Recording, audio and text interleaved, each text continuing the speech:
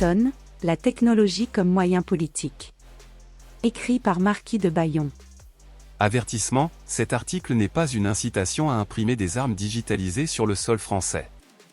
La fabrication d'armes et de munitions en France nécessite la possession d'une licence spécifique. Nous sommes en 2012. Cody Wilson, un étudiant en droit à l'Université du Texas, décide de lancer WikiWeapon, un projet d'armes digitalisées et open source, inspiré de Wikileaks et de ses archives distribuées en peer-to-peer. Après un an de travail et de recherche de fonds, la première arme 100% digitalisable est révélée en vidéo. Les fichiers sont immédiatement bloqués par le département d'État américain, en vain.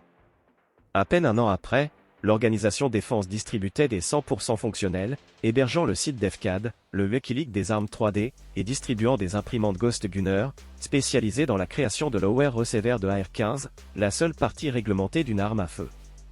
Et ce n'est qu'un projet parmi d'autres, on pourrait citer le travail de Cody Wilson sur Dark Wallet, logiciel d'anonymisation des transactions Bitcoin, ou bien le site de crowdfunding Atreon, considéré comme l'un des principaux pipelines de financement de l'alt-right. J'avais même été témoin d'une rumeur sur le site 8chan, affirmant que Cody Wilson était la véritable identité de Sanjuro, le fondateur de Assassination Market, un site du dark web où les utilisateurs pariaient sur la mort de personnalités politiques. Une affirmation aussi grotesque que plausible, et qui révèle quelque chose, au-delà d'une chaîne d'événements impliquant Cody Wilson, il existe une certaine idée de ce dernier, une abstraction pour toutes les idées dangereuses passées, présentes et futures. Post-left et post-right. La plupart des activistes et personnes impliquées en politique partagent une idéologie implicite, l'idée d'une suprématie de nos démocraties néolibérales qui irait vers toujours plus de liberté, toujours plus de sécurité. Pourtant cette idéologie qui voudrait un sens de l'histoire est de plus en plus contredite par les faits. Nos démocraties occidentales sont de plus en plus à l'aise avec les restrictions de liberté, en particulier concernant la liberté d'expression, et l'état de droit s'est dégradé au point que des grandes villes françaises et américaines se retrouvent maintenant en dessous de villes qui, il y a 20 ans, étaient admises comme faisant partie du tiers-monde. Si vous regardez 1950, et si la sécurité et la sûreté sont vos standards, il semble que la civilisation n'ait pas apporté plus de sécurité et de sûreté dans ce pays ou dans d'autres depuis cette époque.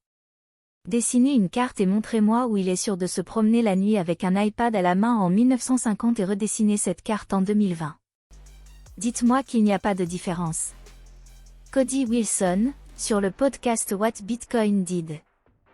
Et si l'on liste les uniques droits et combats qui sont réellement légiférés, avortement, homosexualité, immigration, écologie, ils apparaissent non pas comme des domaines garants de notre sécurité et de nos libertés, mais comme du planning de population allié à des restrictions énergétiques. Nous nous dirigeons vers une société dystopique faite de stérilisation de masse, de suicides assistés et de confinement climatique. L'une des choses qui est si formidable dans ce projet, c'est qu'il révèle des croyances que vous ignoriez posséder, et un certain nombre d'entre elles sont des idéologies publiques que nous avons désavouées, pour finalement affirmer qu'elles n'étaient pas vraiment des idéologies. Cody Wilson. Et à mesure que ce sens de l'histoire se dissipe, des portions de plus en plus importantes de la population découvrent que la politique, telle qu'elle existe dans nos démocraties libérales, n'est plus vraiment le politique, dans le sens où elle n'est pas là pour nous permettre d'agir sur le réel, mais au contraire de nous en empêcher.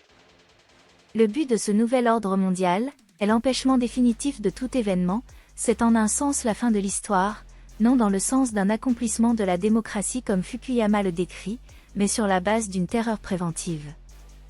Une contre-terrorisme qui met fin à tout événement potentiel. Jean Baudrillard, cité par Cody Wilson durant la conférence NH Liberty Forum de 2022. Paradoxalement, le seul gain de liberté, la seule révolution qu'ait connue notre génération ne nous a pas été donnée par des instances politiques ou un quelconque activiste mainstream, qui au contraire tente de l'annuler par tous les moyens, mais par une technologie, Internet. La technologie comme politique. La technologie est un moteur de changement. Dans son manifeste crypto-anarchiste, Timothy Sechmet prend l'exemple des barbelés, qui ont révolutionné la propriété et permis l'apparition des ranchs et des fermes. Plus radical, l'invention de la presse a littéralement été le moteur d'une révolution politique, religieuse et scientifique, précipitant la fin des guildes médiévales et engendrant l'apparition des nations modernes. Les changements technologiques majeurs ne se contentent pas d'altérer un domaine, ils changent tous les domaines, et ce jusqu'à changer la plus grande instance hiérarchique qu'est l'État lui-même. La technologie permet de rendre les lois existantes obsolètes, elle bouge les coordonnées en créant de nouveaux espaces de liberté. Imaginons que l'État décide d'interdire les pitbulls. Pour contourner cette loi, vous n'aurez qu'à le croiser avec une autre race. Vous aurez toujours quelque chose qui ressemble à un pitbull, possiblement en plus dangereux, mais qui échappera complètement à l'appareil législatif. Dans un domaine plus proche de notre sujet, Internet, une technologie comme le protocole peer-to-peer BitTorrent rend toute tentative de censure impraticable. Impossible d'organiser une descente police et arrêter en une fois tous ceux qui partagent un même fichier torrent. Et ce n'est qu'un exemple parmi d'autres, on pourrait citer le projet Tor, le système de blogging, les images boards anonymes, le MP3, etc. Pourtant, malgré ces technologies offrant une décentralisation totale, l'Internet semble se diriger vers toujours de plus de centralisation, dynamique qui devient évidente avec l'apparition de Facebook en 2006 et de son milliard d'utilisateurs. Une révolution technologique sans la révolution. Étudiant en design dans les années 2000, j'avais été frappé par la fadeur des projets proposés. C'était un sentiment étrange, comme consommer des drogues auxquelles on aurait retiré leurs molécules agissantes. L'exemple le plus marquant fut lorsqu'un professeur ridiculisa un étudiant parce qu'il travaillait sur un manteau pour se sentir en sécurité dans le tram. Nantes, la ville où j'ai étudié, a maintenant un taux de criminalité supérieur à Medellín. Il faut saisir l'urgence du moment, et la chose la plus dure que j'ai dite sur les makers, le mouvement des utilisateurs d'imprimantes 3D, dans mon livre, c'est que leur révolte n'était pas luciférienne, elle n'était pas sérieuse. L'imprimante phare du mouvement avait été baptisée en 2012 la CNC CubeCAC. Sont-ils sérieux?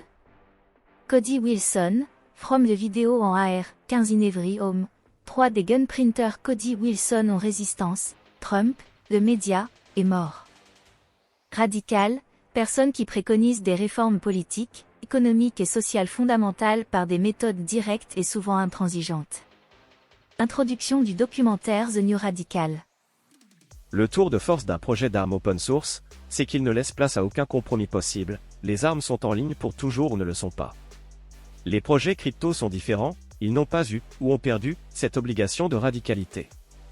On a ainsi vu des écosystèmes entiers se compromettre pour que chaque shitcoin puisse avoir littéralement sa place au forum de Davos. Amir Taqi et Cody Wilson avaient déjà alerté sur cette tendance en 2012 et avaient en réaction lancé le projet Dark Wallet, maintenant appelé Dark.fi, permettant l'anonymisation des transactions Bitcoin, et par cela même préserver cette idée radicale que représente une crypto-monnaie, un écosystème financier ne pouvant être ingéré par l'État. À l'inverse, Ethereum s'est plié à toutes les exigences d'avocratique. Le rejet de la Proof of Work pour la Proof of Stake, mis en avant comme un progrès écologique qui allait amener plus de décentralisation, s'est révélé produire l'exact inverse, une centralisation des serveurs de stack aux États-Unis, permettant à la fois une collecte de données sur les utilisateurs de la crypto-monnaie et une enquête de SEC pour savoir si la Proof of Stake n'était pas une sécurité, un contrat avec une garantie de rendement. À cela viennent s'ajouter la collecte des données utilisateurs officialisées par le wallet MetaMask et l'arrestation du codeur du smart contract Tornado Cash. Autant d'événements annonçant la mort dans l'œuf de tout potentiel radical. Mastodon est un autre exemple de ce refus, le réseau social clone de Twitter apparaissant entêté à chaque fois que l'idéologie publique se retrouve en péril. Il est mis en avant par ses créateurs comme étant à la fois décentralisé et anti-nazi. Cette censure est possible car la décentralisation de Mastodon repose sur un protocole de publication-souscription, qui, quand on l'observe de plus près, fonctionne comme une logique de flux d'informations similaire à un email ou flux RSS. Et le problème, c'est qu'aucun prestataire de mail ou de service de souscription RSS n'a jamais officiellement bloqué d'adresse mail ou de blog pour des raisons idéologiques. Dans cette perspective, Gmail et RSS Feedreader sont des services plus radicaux que Mastodon, qui pourtant lui est postérieur. Cette régression de paradigme met en évidence une guerre pour abolir des libertés qui, il y a 10 ans, étaient admises comme inaliénables. Une chose qu'il me paraît essentiel d'ajouter, c'est que cette radicalité ne peut se faire sans une certaine terreur.